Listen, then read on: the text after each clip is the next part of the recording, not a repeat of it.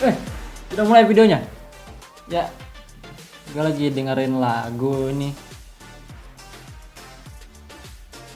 Salah satu efek dari globalisasi.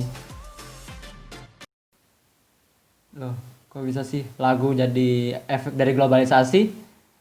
Jadi begini awalnya.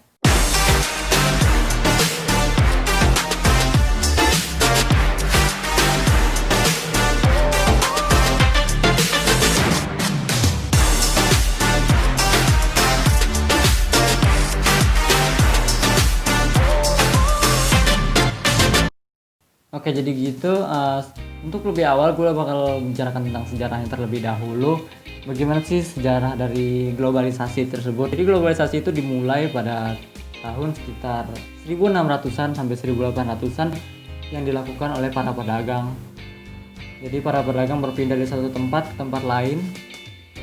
Itu sambil sekarang membawa budaya mereka, membawa agama mereka.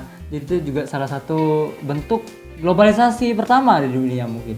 Jadi bentuk globalisasi pertama di dunia dilakukan oleh para pedagang sekitar tahun 1600-an sampai 1800-an. Terus apa sih pengertian dari globalisasi? Globalisasi sendiri datang dari bahasa Inggris, yaitu dari kata global yang artinya luas dan juga legation yang artinya proses. Yang dimana bila digabung, globalisasi artinya adalah proses yang tidak memiliki batas. Bagaimana sih proses yang tidak memiliki batas? Bagaimana sih proses yang tidak memiliki batas? Yang dimaksud tidak memiliki batas di sini itu adalah seperti tidak memiliki batas wilayah atau sampai batas pikiran. Jadi cakupannya itu sangat luas sekali. Nah, tentang globalisasi ini ya. Menurut para ahli, itu L. Nyeman, pengertian globalisasi adalah sebuah pertumbuhan yang sangat cepat. Mengapa diartikan sangat cepat? Proses ini disebabkan oleh ketergantungan berbagai negara pada perdagangan dan keuangan. Jadi suatu negara itu sangat bergantung sekali pada perdagangan mereka. Bila mereka nggak berdagang, mereka mati. Ekonomi mereka anjlok, bisa dibilang. Jadi mereka sangat butuh sekali perdagangan. Oleh karena itu maka dibilang globalisasi itu sebuah pertumbuhan yang berlangsung sangat cepat. Karena dengan globalisasi dapat tumbuh dengan cepat, tapi juga jatuh dengan sangat cepat. Lalu apa sih ciri-ciri dari globalisasi itu? Yang pertama itu adalah perubahan konsep. Pada globalisasi membuat berubahnya konsep antara ruang dan waktu. Tidak ada batasan-batasan ketika globalisasi muncul. Jadi tidak ada batasan antara ruang dan waktu lagi ketika globalisasi muncul. Setiap orang mudah mengakses apapun yang mereka inginkan hanya menggunakan teknologi. Sebagai contohnya kita bisa ambil contoh seperti mudahnya orang sekarang untuk berkomunikasi hanya melalui handphone. Pada zaman dahulu bisa kita ketahui sangat susah bagi orang untuk berkomunikasi dikarenakan adanya kendala jarak. Tapi sekarang dengan adanya teknologi yang dibawa oleh globalisasi, hal tersebut sudah semakin menghilang atau mungkin hilang sudah dari dunia ini. Kedua, ada pasar dan produksi. Setiap negara saling bergantung satu sama lain. Jadi negara pada saat ini dikarenakan ada globalisasi saling bergantung satu sama lain. Bisa kita ambil contoh seperti suatu negara yang tidak memiliki rempah-rempah seperti di daerah Eropa sana yang tidak bisa menanam rempah-rempah. Mereka mengimpor bahan-bahan rempah dari daerah yang bisa menghasilkan rempah, contohnya seperti Indonesia atau negara-negara lain di Asia, untuk dibawa ke Eropa karena mereka tidak bisa memproduksinya sendiri. Dan itu adalah salah satu contoh dari setiap negara saling bergantung satu sama lain.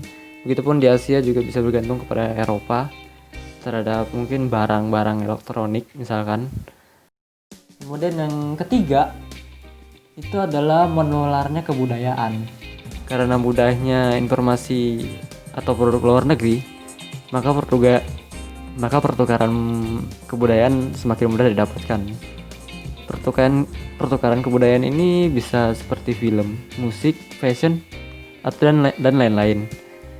Ya kita bisa ambil contoh sendiri, nggak usah jauh-jauh seperti ya drama Korea atau K-pop lah, musik musik K-pop yang masuk ke Indonesia itu juga termasuk dari meluruhnya kebudayaan.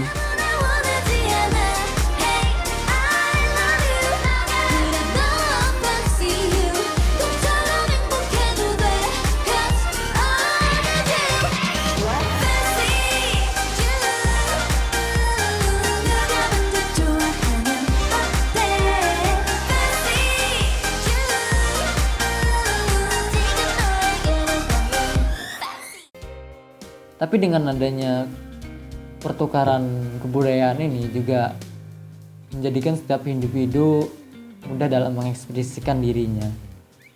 Ya mereka mau apa yang mereka mau, mereka dapat apa yang mereka mau. Seperti itulah contohnya. Dampak dari globalisasi tersebut, dampak dari globalisasi sih kalau kita bicara dampak, itu bisa pasti ada positif, ada juga negatif.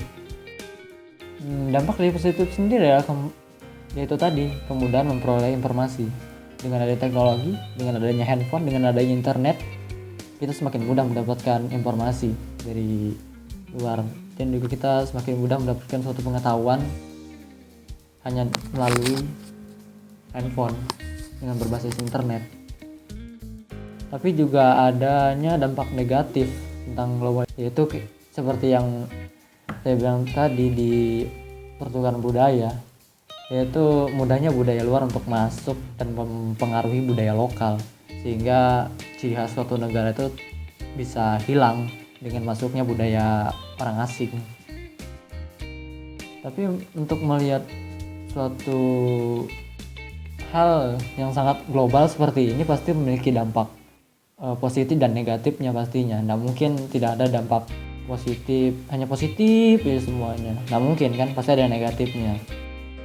Jadi itulah semua hal-hal tentang globalisasi. Mari kita recap apa saja tadi itu. Yang pertama, mudahnya tersebar informasi dari suatu wilayah ke wilayah lain. Jadi informasi sekarang itu sangat mudah untuk berpindah hanya melalui internet, handphone. Ya, saya tahu sendiri. Jadi orang sangat-sangat mudah untuk berkomunikasi di zaman sekarang. Yang kedua, semakin mudahnya perekonomian. Dan karena bisa mendapat bahan yang tidak ada di dalam negeri dan bisa mencari di bangsa lain. Itu juga salah satu kemudahan dari globalisasi, yaitu mempermudah perekonomian. Jadi kita bisa makan apapun yang kita mau dengan adanya globalisasi. Yang ketiga, yaitu unsur budaya. Yang seperti saya bilang tadi, adanya pertukaran budaya antara budaya bangsa lain dengan budaya kita.